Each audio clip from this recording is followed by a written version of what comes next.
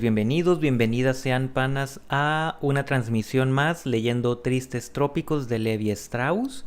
Creo que este es el directo número 11 o el directo número 12. Creo que es el 11. Si no te has visto los directos anteriores, aquí abajito en la descripción puedes encontrar la liga hacia la playlist de este libro. Pues para ponerte al corriente con esas narraciones, así como de todos los libros que hemos leído en este año y medio más o menos que llevamos narrando libros. Así que bastante contenido para entretenerte por un muy buen rato. Pues venga, hoy vamos a estar retomando con séptima parte, Nambiquara, capítulo 24, El mundo perdido. En la plazuela Reaumur, Sebastopol, se prepara una expedición etnográfica al Brasil central. Encontramos reunidos a los comerciantes mayoristas en artículos de costura y de moda. Allí es donde uno espera descubrir los productos apropiados para satisfacer el difícil gusto de los indios. Un año después de la visita a los Bororo, yo había satisfecho todas las condiciones requeridas para ser un etnógrafo. Bendición de Levi-Bruhl, Mauss y Rivet, otorgada retroactivamente. Exposición de mis colecciones en una galería del Faubourg Saint-Honoré. Conferencias y artículos. Gracias a Henry Laugier, que presidía los jóvenes destinos del Servicio de Investigación Científica, obtuve fondos suficientes para una empresa más amplia. En primer lugar, necesitaba equiparme. 3 meses de intimidad con los indígenas me habían informado con respecto a sus exigencias, asombrosamente semejantes de un extremo al otro del continente sudamericano. En un barrio de París que era para mí tan desconocido como el Amazonas, me entregaba a extrañas actividades bajo la mirada de importadores checoslovacos. Como ignoraba todo lo referente a su comercio, me faltaban los términos técnicos para precisar mis necesidades. Solo podía aplicar los criterios indígenas. Me empeñé en seleccionar las más pequeñas de entre las cuentas llamadas abalorios, cuyas pesadas madejas llenaban los estantes. Traté de romperlas con los dientes para comprobar su resistencia. Las chupé para verificar si estaban coloreadas totalmente y si no corrían el riesgo de desteñirse al primer baño en el río. Variaba la importancia de mis lotes dosificando los colores de acuerdo con el canon indígena. Primero el blanco y el negro, con el mismo valor, luego el rojo, mucho después el amarillo y para no tener cargos de conciencia, un poco de azul y verde, que probablemente serían desdeñados. Las razones de todas estas predilecciones son fáciles de comprender. Como fabrican sus cuentas a mano, los indios les conceden un valor tanto más alto cuanto más pequeñas son, es decir, cuanto más trabajo y habilidad exigen. Como materia prima utilizan la corteza de las nueces de palma, el nácar lechoso de las conchillas de los riachos, y tratan de lograr efectos con la alternación de los dos tonos. Como todos los hombres, aprecian especialmente lo que conocen. Así pues, yo tendría éxito con el blanco y el negro. El amarillo y el rojo constituyen a menudo para ellos una sola categoría lingüística a causa de las variaciones de la tintura del urucú, que según la calidad de los granos y su estado de maduración, oscila entre el vermellón y el amarillo anaranjado. El rojo, sin embargo, lleva ventaja por su cromatismo intenso, que se aprecia en ciertos granos o plumas. En cuanto al azul o al verde, esos colores fríos se encuentran a menudo representados en estado natural por vegetales perecederos, doble razón que explica la indiferencia indígena y la imprecisión del vocabulario que utilizan para designar esos matices. Según las lenguas, el azul es asimilado al negro o al verde. Las agujas debían ser lo suficientemente gruesas para admitir un hilo fuerte, pero no demasiado, porque las cuentas que iba a enhebrar eran muy pequeñas. En cuanto al hilo, yo lo quería bien teñido, de preferencia rojo. Los indios colorean el de ellos con urucú, y fuertemente retorcido para conservar el aspecto artesanal. En general, había llegado a desconfiar de la pacotilla. El ejemplo de los Bororo me había llenado de un profundo respeto por las técnicas de los indígenas. La vida salvaje somete los objetos a duras pruebas. Para no resultar desacreditado entre los indígenas, por paradójico que esto pueda parecer, necesitaba los aceros mejor templados, el vidrio teñido por completo y un hilo que ni el jaecero de la corte de Inglaterra hubiera desaprobado. A veces caía entre comerciantes que se entusiasmaban con este exotismo adaptado a su saber. Junto al canal Saint-Martin, un fabricante de anzuelos me cedió a bajo precio todos sus saldos. Durante un año, pasé por todo el matorral varios kilos de anzuelos que nadie quería, pues eran demasiado pequeños para los pescados dignos del pescador amazónico. Finalmente los liquidé en la frontera boliviana. Todas esas mercaderías deben cumplir una doble función: regalos y material de intercambio para los indios, y medio de asegurarse víveres y servicios en regiones apartadas donde rara vez penetran los comerciantes. Como al final de la expedición se me habían acabado los recursos, para permanecer algunas semanas más abrí una tienda en una aldea de buscadores de caucho. Las prostitutas del lugar me cambiaban un collar por 2 huevos, y no sin regatear. Me proponía pasar un año entero en el matorral, y había dudado mucho sobre el objetivo, sin poder sospechar que el resultado contrairía mi proyecto, más preocupado por conocer América que por profundizar la naturaleza humana, fundándome sobre un caso particular. Había decidido operar una especie de corte a través de la etnografía y de la geografía brasileña, atravesando la parte occidental de la meseta, desde Guyaba al río Madeira. Hasta una época reciente esta región era la menos conocida del Brasil. Los exploradores paulistas del siglo XVIII apenas habían ido más allá de la Guyaba, rechazados por la desolación de la comarca y el salvajismo de los indios. A comienzos del siglo XX, los 1500 kilómetros que separan Guyaba del Amazonas era aún tierra prohibida, a tal punto que para ir de Guyaba a Manaos o a Belém, en el Amazonas, lo más sencillo era pasar por Río de Janeiro y continuar hacia el norte por mar, tomando el río desde su estuario. Solo en 1907 el general entonces coronel Cândido Mariano da Silva Rondón comenzó la penetración. Esta le llevaría 8 años, que transcurrieron en la exploración y la implantación de un hilo telegráfico de interés estratégico, que unía por primera vez por Guyaba la capital federal con los puestos fronterizos del noroeste. Los informes de la Comisión Rondón, que aún no han sido íntegramente publicados, algunas conferencias del general, los recuerdos viajes de Theodore Roosevelt, que lo acompañó en el transcurso de una de sus expediciones y, en fin, un encantador libro del malogrado Roquete Pinto, entonces director del Museo Nacional, titulado Rondonia, 1912, daban indicaciones sumarias sobre poblaciones muy primitivas descubiertas en esa zona, pero desde entonces la vieja maldición parecía haber recaído sobre la meseta. Ningún etnógrafo profesional se había aventurado. Si se seguía la línea telegráfica, o lo que quedaba de ella, resultaba tentador tratar de averiguar quiénes eran exactamente los Nambiquara. Lejos, hacia el norte, esas poblaciones enigmáticas que nadie había visto desde que Rondón se había limitado a mencionarlas. En 1939, el interés hasta ese momento limitado a las tribus de la costa y de las grandes valles fluviales, vías tradicionales de penetración en el interior del Brasil, comenzaba a desplazarse hacia los indios de la meseta. Entre los Bororo me convencí del excepcional grado de refinamiento, en los planos sociológico y religioso, de tribus antaño consideradas como poseedoras de una cultura muy grosera. Se sabían los primeros resultados de las investigaciones de un alemán actualmente desaparecido, Kurt Unkel, quien había adoptado el nombre indígena Nimuendahu, y después de muchos años de vida en las aldeas del Brasil central, confirmaba que los Bororo no representaban un fenómeno aparte, sino más bien una variación sobre un tema fundamental que tienen en común con otras poblaciones. Por lo tanto, las sabanas del Brasil central se encontraban ocupadas, en una extensión de casi 2000 kilómetros hacia adentro, por los sobrevivientes de una cultura notablemente homogénea, caracterizada por una lengua diversificada en dialectos de la misma familia y un nivel de vida material relativamente bajo en contraste con una organización social y un pensamiento religioso muy desarrollados. No habría quizás que reconocer en ellos a los primeros habitantes del Brasil que, olvidados en el fondo del matorral, o rechazados poco tiempo antes de la conquista hacia tierras más pobres por poblaciones belicosas de origen desconocido, ¿estarían intentando la conquista de la costa de los valles fluviales?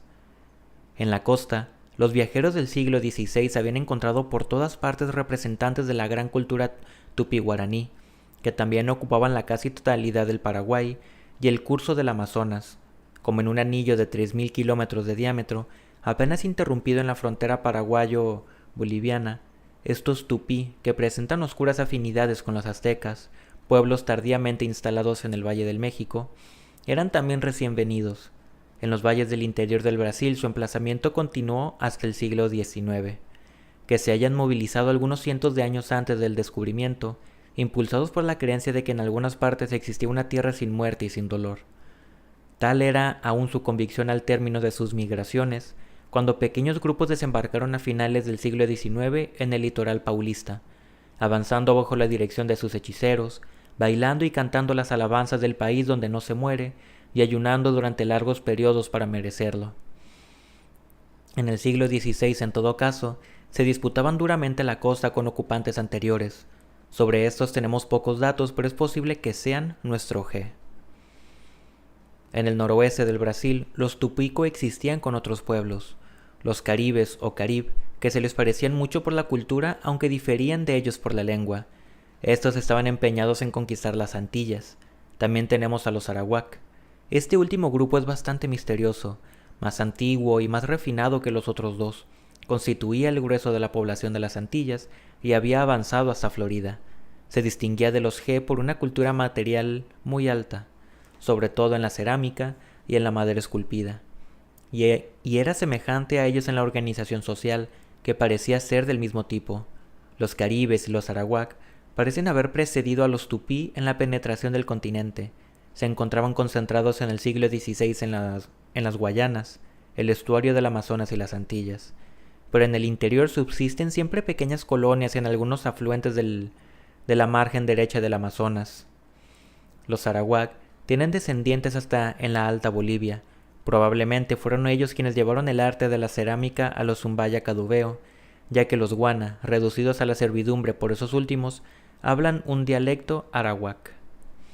Yo suponía que atravesando la parte menos conocida de la meseta, encontraría en la sabana a los representantes más occidentales del grupo G, y me proponía, una vez que llegara a la cuenca del Madeira, estudiar los vestigios inéditos de otras 3 familias lingüísticas, en la zona misma de su gran vía de penetración, Amazonia.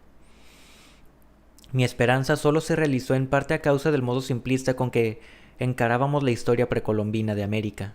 Actualmente, después de los descubrimientos recientes y gracias, en lo que me concierne, a los años consagrados al estudio de la etnografía norteamericana, me doy cuenta de que el hemisferio occidental debe ser considerado como un todo. La organización social, las creencias religiosas de los G repiten las de las tribus de los bosques y predios de América del Norte. Por otra parte, hace mucho tiempo que se han observado, aunque sin deducir consecuencias, analogías entre las tribus del Chaco, como los Guaycurú, y las de las llanuras de los Estados Unidos y Canadá. Además, las civilizaciones de México y Perú se comunicaron ciertamente en muchos momentos de su historia por el cabotaje a lo largo de la costa del Pacífico. Todo esto no ha sido tenido muy en cuenta porque los estudios americanos durante mucho tiempo han permanecido dominados por la convicción de que la penetración del continente era un fenómeno reciente, de una fecha no anterior a 5 o 6.000 años antes de nuestra era, y enteramente imputable a civilizaciones asiáticas que penetraron por el estrecho de Bering. Por lo tanto, solo se disponía de unos millares de años para explicar el hecho de que esos nómadas se hubieran ubicado de un extremo al otro del hemisferio occidental, adaptándose a climas diferentes, que hubieran descubierto y luego domesticado y difundido a través de enormes territorios las especies salvajes que entre sus manos se transformaron en tabaco, mandioca, porotos, batata, papa, maní, algodón y sobre todo maíz, y finalmente que hubieran nacido y se hubieran desarrollado civilizaciones sucesivas en México, América Central, los Andes, de las que los aztecas, los mayas y los incas son herederos lejanos. Para hacerlo, había que disminuir cada uno de los desarrollos para que entrara en el intervalo de pocos siglos.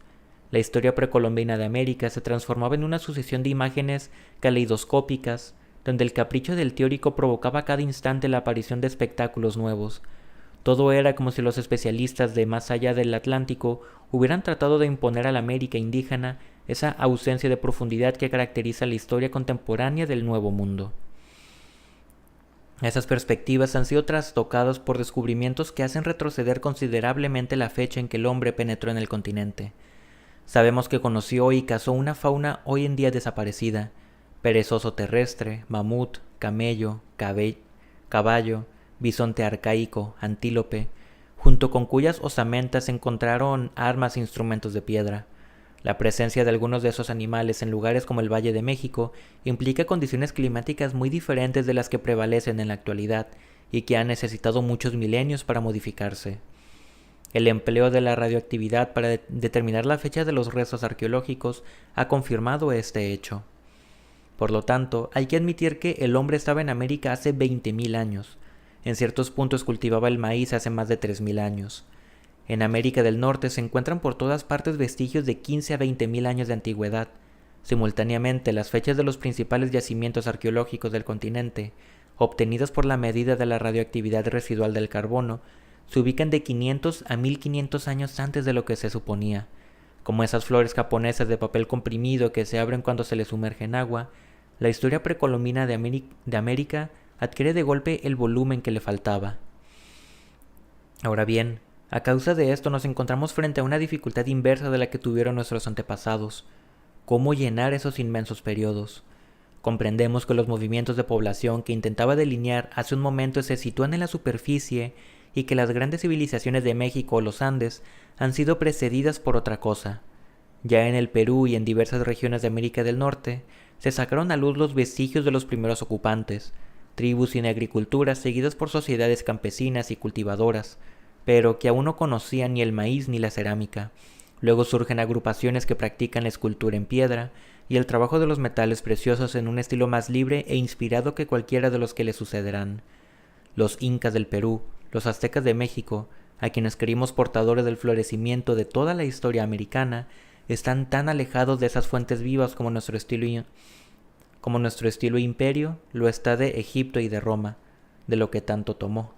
Artes totalitarias en los tres casos, ávidas de una grandeza que obtuvieron en medio de la grosería y la indigencia, expresión de un Estado preocupado por afirmar su poder concentrando sus recursos sobre algo diferente, guerra o administración, de su propio refinamiento. Aún los monumentos de los mayas aparecen como la llameante decadencia de un arte que alcanzó su apogeo un milenio antes. ¿De dónde provenían los fundadores? Después de la certidumbre de antaño, nos vemos ahora obligados a confesar que nada sabemos de ello. Los movimientos de población en la zona del estrecho de Bering han sido muy complejos. Los esquimales participan de ellos en una fecha reciente. Durante 1000 años, más o menos, fueron precedidos por paleoesquimales, cuya cultura asemeja a la de China arcaica o la de los escitas. Y en el transcurso de un periodo muy largo, que va quizás del octavo milenio hasta la víspera de la era cristiana, hubo allí poblaciones diferentes, por esculturas que remontan al primer milenio antes de nuestra era.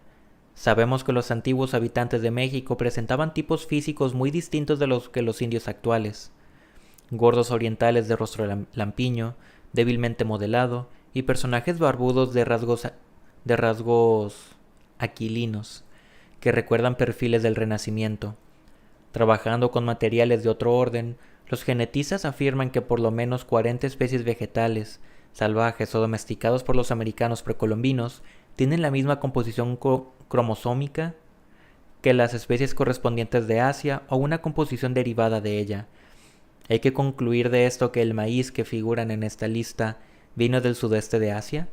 Pero ¿cómo puede ser esto si los americanos lo cultivaban hace ya 4000 años, en una época en que el arte de la navegación era ciertamente rudimentario?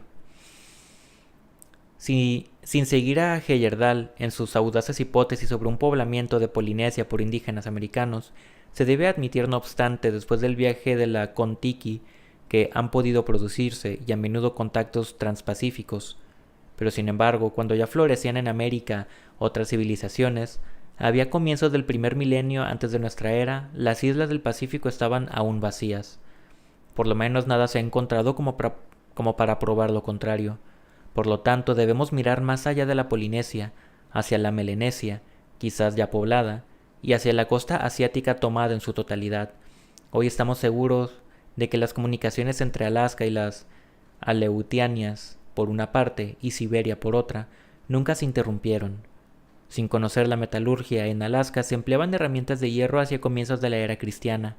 Desde la región de los grandes lagos americanos hasta Siberia central, se encuentra la misma cerámica y también las mismas leyendas, los mismos ritos y los mismos mitos. Durante el tiempo en que Oriente vivió replegado en sí mismo, parece que todas las poblaciones septentrionales, desde Escandinavia hasta el Labrador, pasando por Siberia y Canadá, tenían contactos muy estrechos. Si los celtas hubieran tomado algunos de sus mitos de esa civilización subártica de la cual no conocemos casi nada, se comprendería por qué el ciclo del Graal presentó un parentesco mayor con los mitos de los indios de las selvas de América del Norte que con cualquier otro sistema mitológico. Y quizá tampoco sea casual el hecho de que los japoneses construyan siempre carpas cónicas idénticas a las de estos últimos. Las civilizaciones americanas despiertan otros ecos al sur del continente asiático. Las poblaciones de las fronteras meridionales de la China, que están calificadas de bárbaras, y más aún las tribus primitivas de Indonesia, presentan extraordinarias afinidades con las americanas. En el interior de Borneo se han recogido mitos indiscernibles de otros que son los más difundidos en América del Norte. Ahora bien, hace mucho tiempo que los especialistas vienen llamando la atención sobre las semejanzas entre los documentos arqueológicos que provienen del Asia sudoriental y los que pertenecen a la protohistoria de Escandinavia.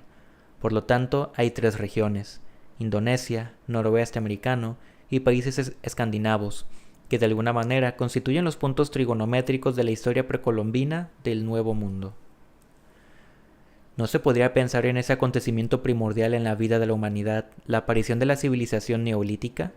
Con la generación de la alfarería y del tejido, los comienzos de la agricultura y la ganadería, las primeras tentativas en metalurgia, que al principio se circunscribió en el Viejo Mundo, entre el Danubio y el Indo, haya desencadenado una especie de excitación entre los pueblos menos evolucionados de Asia y de América? Es difícil comprender el origen de las civilizaciones americanas sin admitir la hipótesis de una actividad intensa en todas las costas del Pacífico, asiático o americano, que se propagaba gracias a la navegación costera. Todo esto durante varios milenios. Antaño negábamos la dimensión histórica de la América precolombina porque la América poscolombina ha sido privada de ella. Quizá tengamos aún que corregir un segundo error, que consiste en pensar que América ha permanecido durante 20.000 años separada del mundo entero, so pretexto de que lo ha estado de Europa Occidental. Todo sugiere más bien que al gran silencio atlántico respondió un zumbido de enjambre desde todo el contorno del Pacífico. Sea como fuere, a principios del primer milenio anterior a nuestra era, un híbrido americano parece haber engendrado 3 retoños sólidamente injertados en las variedades dudosas que resulten de una evolución más antigua. En el género rústico, la cultura de Hopewell, que ha ocupado o contaminado toda la parte de los Estados Unidos ubicada al este de las praderas, responde a la cultura de Chavín, en el norte del Perú, cuyo eco es Paracas en el sur, en tanto que Chavín semeja las primeras manifestaciones de la civilización llamada Olmeca y prefigura el desarrollo maya. En los tres casos, estamos en presencia de un arte cursivo, cuya soltura y libertad, el gusto intelectual por el doble sentido, en Hopewell tanto como en Chavín, ciertos motivos se leen de manera diferente según se los mira al revés o al derecho, apenas comienzan a inclinarse hacia la rigidez angulosa y el inmovilismo que estamos habituados a atribuirle el arte precolombino. A veces trato de persuadirme de que los dibujos que Dubeo perpetúan a su manera esta lejana tradición. Habrá sido quizás en esta época cuando las civilizaciones americanas comenzaron a distanciarse, asumiendo México y Perú la iniciativa y marchando a paso de gigante, mientras el resto se mantenía en una posición intermedia o se arrastraba hasta llegar a un estado semisalvaje. Lo que pasó en América tropical no lo sabremos jamás a causa de las condiciones climáticas desfavorables para la conservación de los vestigios arqueológicos, pero resulta inquietante que la organización social de los G y hasta el plano de las aldeas Bororo se asemejen a lo que el estudio de ciertos yacimientos preincaicos, como el del Tiahuanaco en la Alta Bolivia, permite reconstruir de esas civilizaciones desaparecidas. Lo que precede me ha alejado mucho de la descripción de los preparativos de una expedición al Mato Grosso occidental. Sin embargo, era necesario hablar de ello, para que el lector respirara esa atmósfera apasionada que impregna toda investigación americanista, ya sea en el plano arqueológico o en el etnográfico. La dimensión de los problemas es tal, los rastros de que disponemos tan frágiles y tenues, el pasado, en paneles inmensos, tan irrevocablemente aniquilado, el asiento de nuestras especulaciones tan precario, que el menor reconocimiento del terreno pone al investigador en un estado inestable en el cual la resignación más humilde lucha contra locas ambiciones. Sabe que lo esencial está perdido y que todos sus esfuerzos se reducirán a rascar la superficie, y sin embargo, no encontrará siquiera un solo índice milagrosamente preservado de donde surja la luz. Nada es posible, por lo tanto todo es posible. La noche donde tanteamos es demasiado oscura como para que nos asentemos a afirmar nada sobre ella, ni siquiera que está destinada a durar. Capítulo 25. En el Sertao. En Guyaba, a donde vuelvo después de 2 años, me propongo averiguar cuál es exactamente la situación en la línea telegráfica, 500 o 600 kilómetros hacia el norte. Allí detestan la línea y hay muchas razones para ello. Desde la fundación de la ciudad en el siglo XVIII, los pocos contactos con el norte se hacían en la dirección del curso medio del Amazonas por vía fluvial. Para procurarse su estimulante predilecto, la guaraná, los habitantes de Cuyabá lanzan expediciones en piragua por el Tapajós, que duraban más de 6 meses. Los guaraná es una pasta dura de color marrón preparada casi exclusivamente por los indios Mahué con los frutos triturados de una liana, la Puiliana sorbilis. Se raya una salchicha compacta de esta pasta sobre la lengua huesosa del pez pirarucú, que se guarda en una vaina de cuero de ciervo. Esos detalles tienen su importancia, pues el empleo de un rallador metálico o de otra clase de cuero haría perder sus virtudes a la preciosa sustancia. Con el mismo sentido, los guyabanos explican que el tabaco en cuerda debe ser desgarrado y desmenuzado en la mano y no cortado con cuchillo, para que no se estropee el contacto con el aire. El polvo de guaraná se echa en agua azucarada, donde entra en suspensión sin disolverse. Se bebe esa mezcla, de sabor débilmente chocolatado. Personalmente jamás sentí el menor efecto, pero entre las gentes del Mato Grosso central y septentrional, la guaraná ocupa un lugar comparable al del mate en el sur. Sin embargo, las virtudes de la guaraná justificaban tanta pena y esfuerzos. Antes de afrontar los rápidos, algunos hombres quedaban en la costa para desmontar un rincón de selva donde se plantaría maíz y mandioca. De esa manera, la expedición encontraría víveres frescos a su regreso, pero desde el desarrollo de la navegación a vapor la guaraná llegaba a Cuyabá más rápidamente o en mayor cantidad desde Río de Janeiro, donde los barcos de cabotaje le traían por mar desde Manaos o Belém. Así pues, las expediciones a lo largo del Tapajós pertenecían a un pasado heroico, casi olvidado.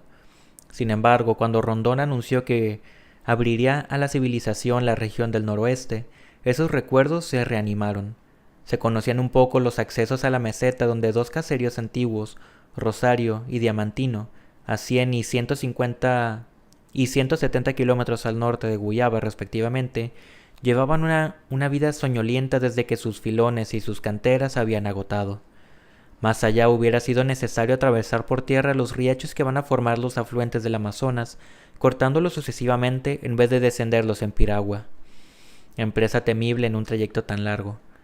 Hacia 1900, la meseta septentrional seguía siendo una región mítica, de la cual hasta llegaba a afirmarse que poseía una cadena de montañas, la Serra do Norte, que la mayor parte de los mapas aún sigue nombrando. Esta ignorancia, combinada con los relatos de la aún reciente colonización del Far West americano y de la fiebre del oro, inspiró locas esperanzas a la población del Mato Grosso y también a la de la costa. Siguiendo a los hombres de Rodón que plantaban su hilo telegráfico, una ola de inmigrantes invadiría territorios de recursos insospechados para edificar algo así como una Chicago brasileña. Hubo que reducir las pretensiones, al igual que el noroeste, donde se encontraban las tierras malditas del Brasil que Euclides da Cunha describe en Os Sortoes. La Serra do Norte se revelaría como una sabana semidesértica y una de las zonas más ingratas del continente.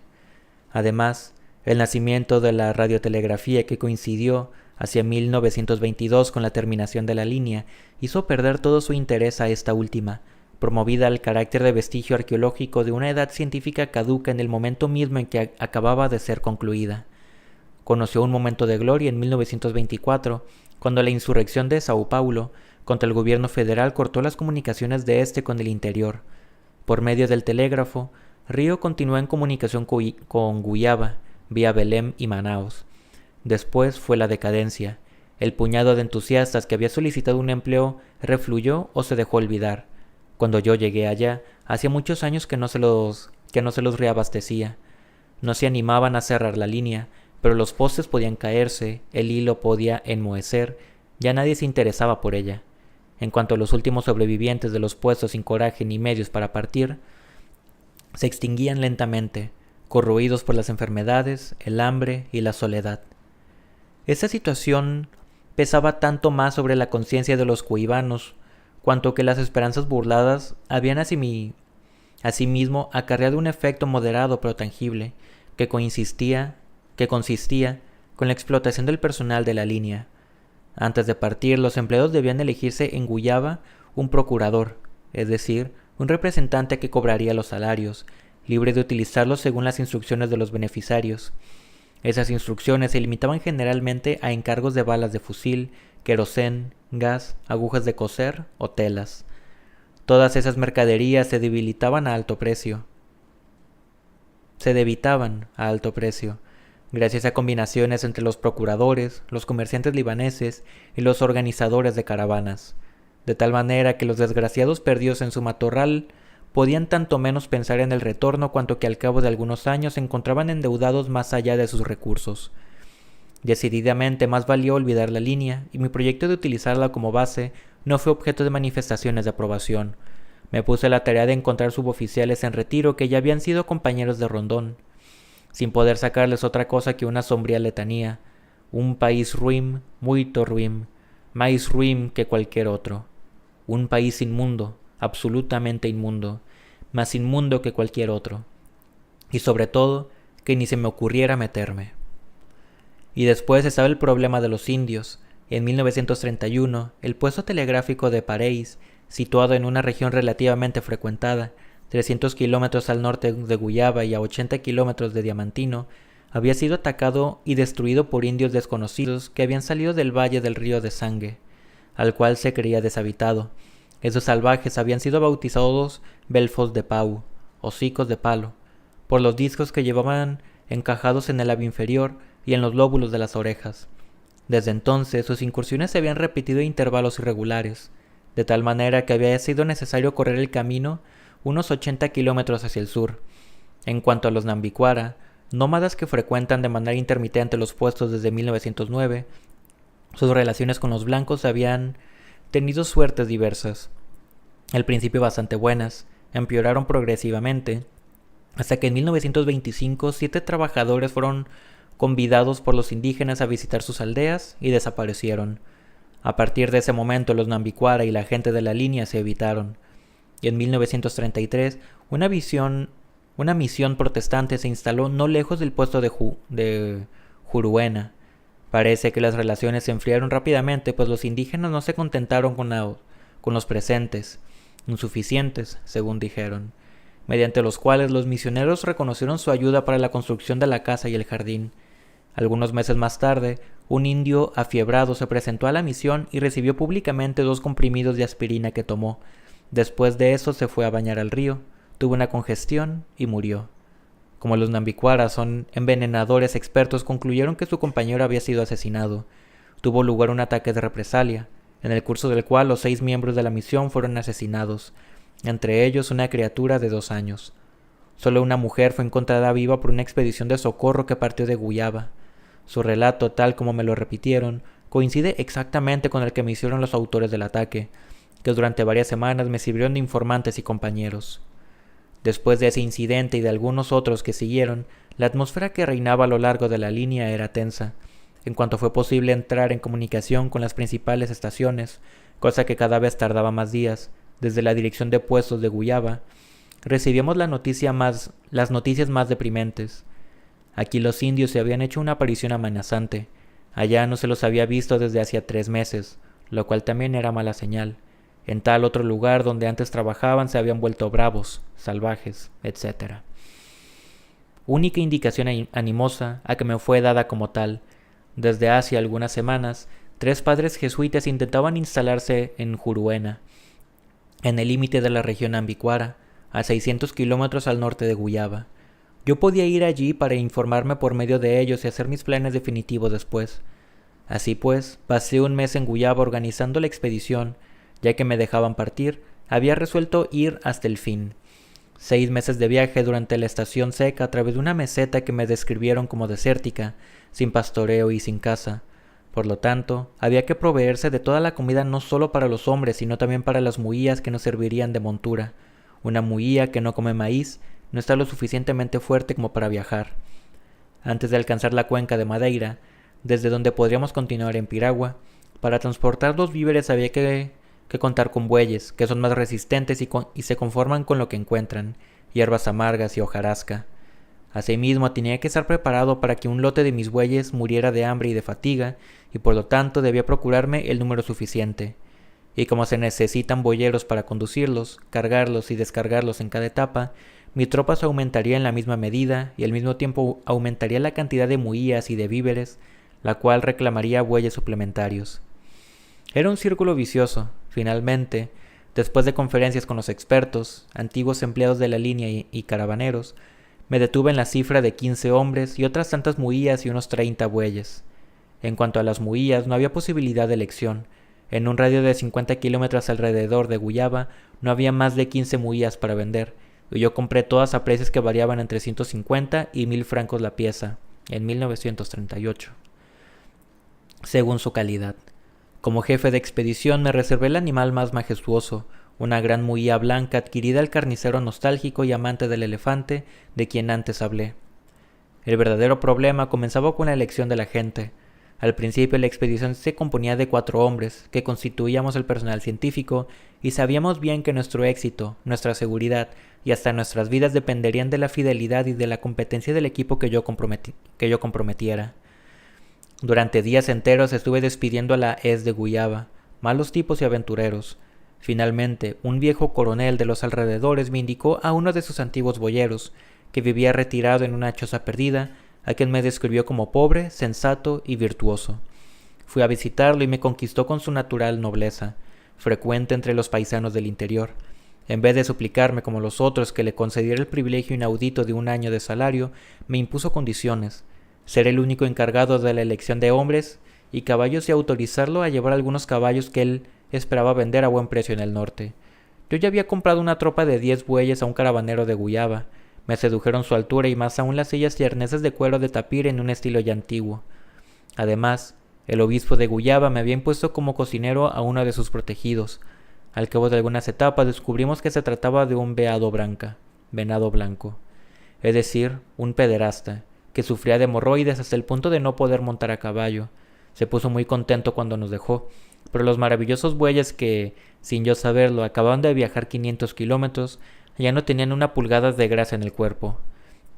Uno tras otro comenzaron a rechazar la silla, cuyo roce les desgastaba la piel. A pesar de la habilidad de los arrieros, empezaron a perder el cuero a la altura del espinazo.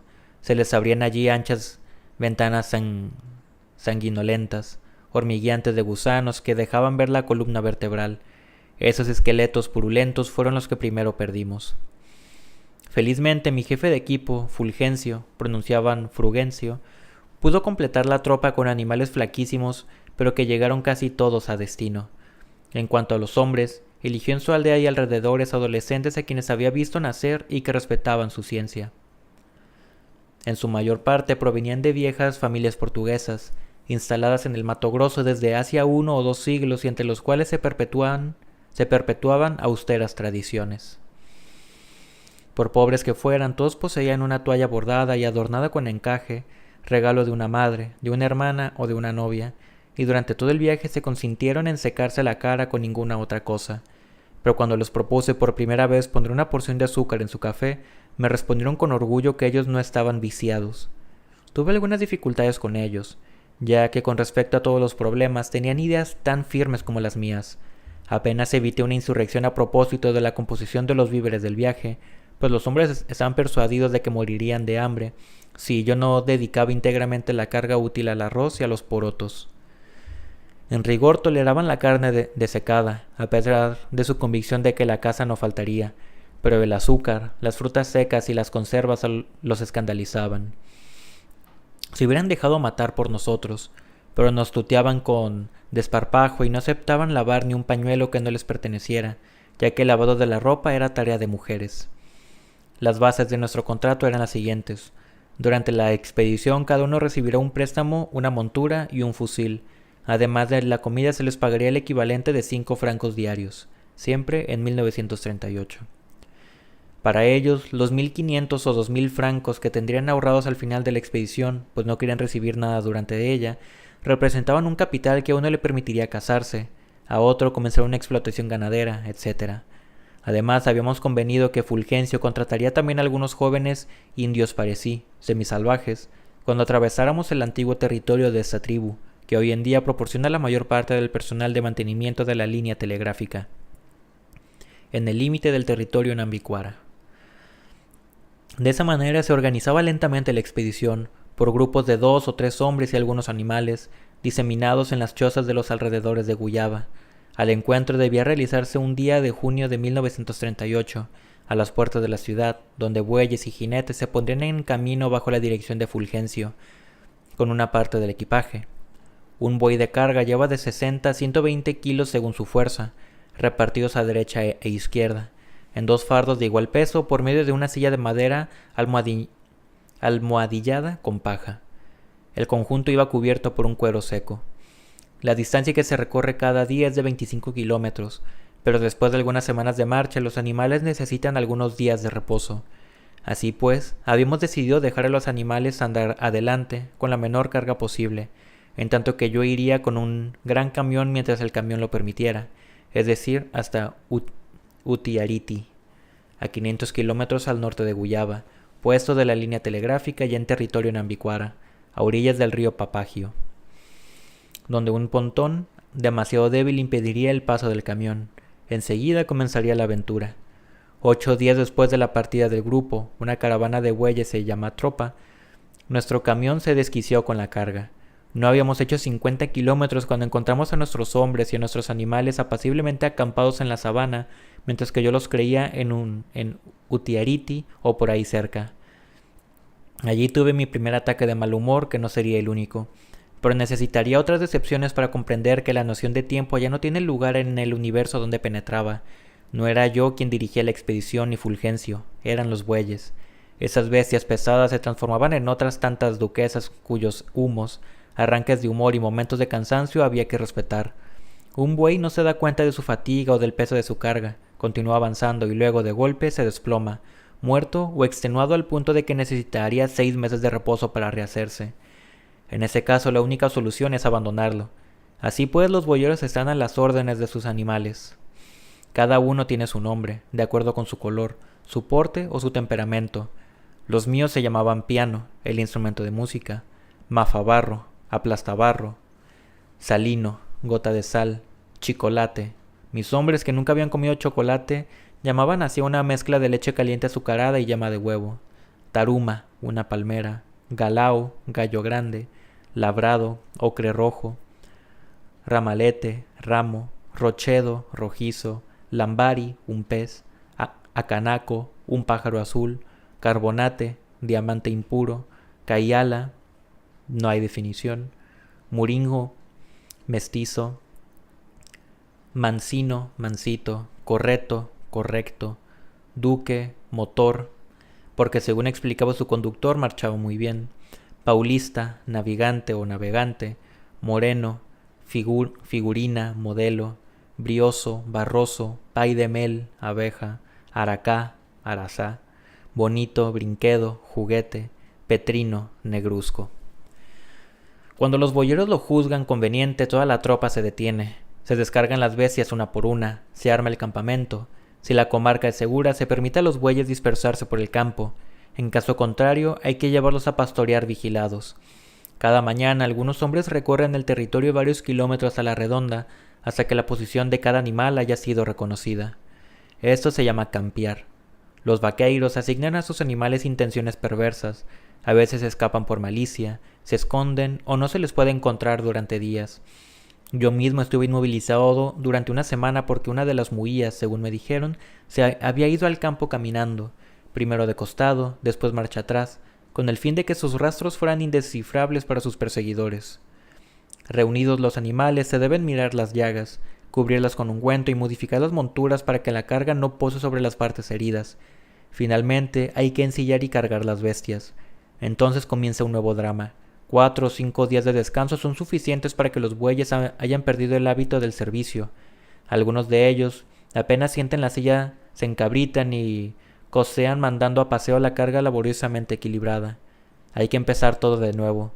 Nos consideramos muy felices si el buey, una vez se ve libre, no escapa al trote a través del campo. En ese caso será necesario acampar de nuevo, descargar, pastorear, campear, etc.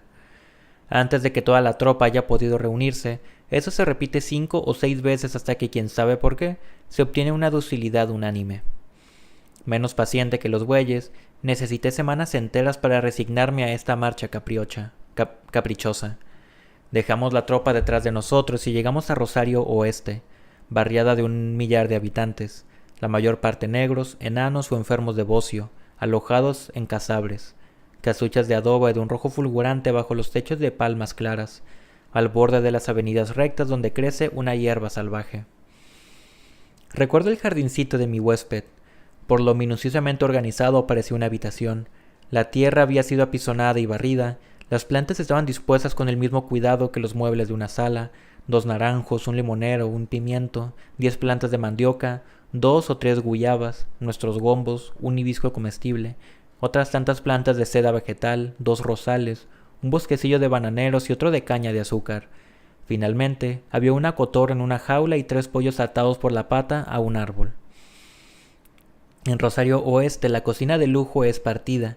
Nos servían la mitad de un pollo asado y la otra fría con salsa picante, la mitad de un pescado frita y la otra hervida. Para terminar, la cachava, el col de caña, que se acepta con fórmula ritual. Cemiterio, cadeira, cachafo, nao e feito para urna sopesoa, es decir, el cementerio, la prisión y el aguardiente, las 13. No se han hecho para una sola persona. Rosario está ya en pleno matorral. La población se compone de antiguos buscadores de caucho, de oro y de diamantes que podían darme indicaciones útiles sobre mi itinerario. Con la esperanza de pescar aquí y allá algunas informaciones, escuchaba a mis interlocutores que evocaban sus aventuras. En ellas, leyenda y experiencia se mezclaban inextricablemente. No podía convencerme de que en el norte existieran gatos valientes, cruza de gatos domésticos y jaguares. Un interlocutor me cuenta otra historia. Quizá tenga algo interesante, aunque no sea más que el estilo el espíritu del certao. En Barra dos Bugres, Villorio del Mato Grosso Occidental, en el Alto Paraguay, vivía un curandeiro, ensalmador que curaba las mordeduras de serpientes. Primeramente pinchaba el antebrazo del enfermo con dientes de sucuri, boa. Enseguida trazaba una cruz en el suelo con pólvora, que encendía para que el enfermo extendiera su brazo a través del humo.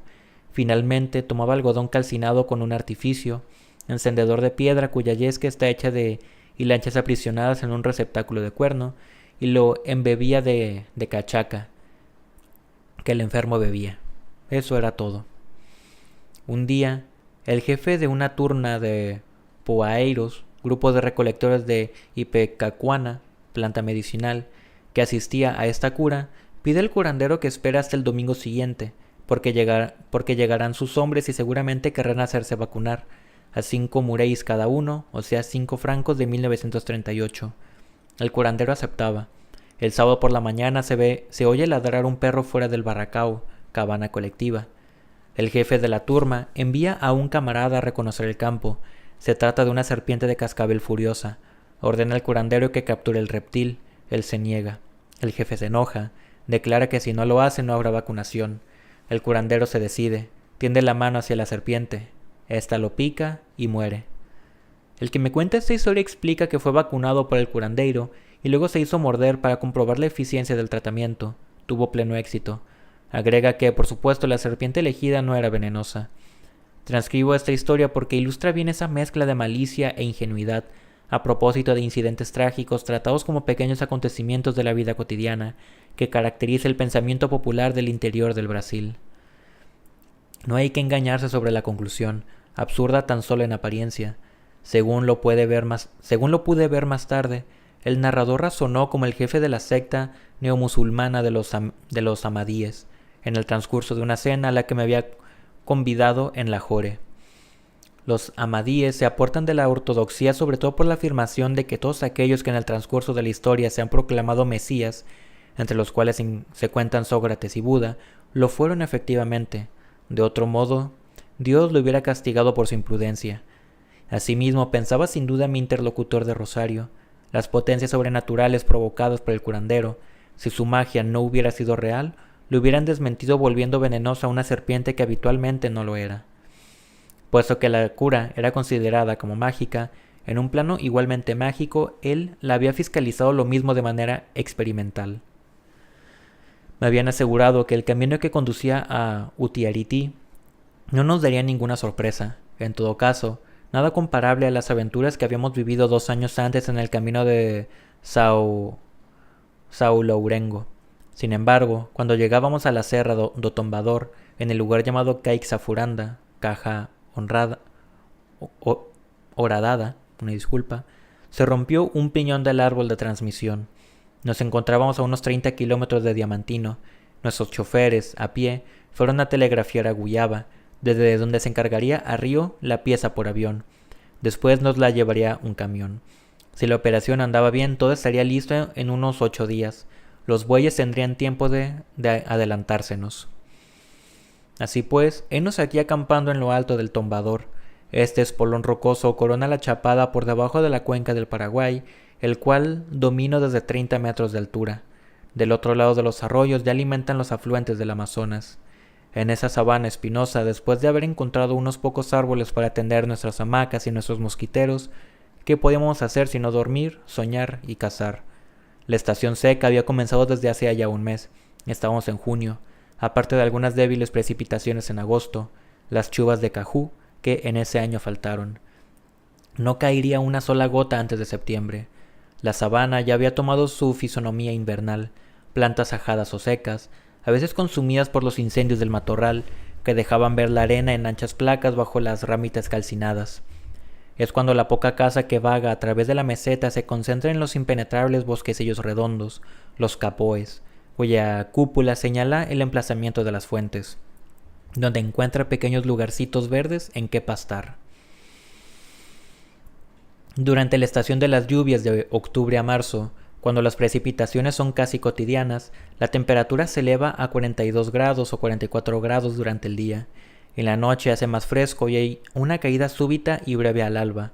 Por el contrario, las fuertes variaciones de temperatura son características de la estación seca. En ese momento no es raro pasar de un máximo diurno de 40 grados a un mínimo nocturno de 8 o 10 grados.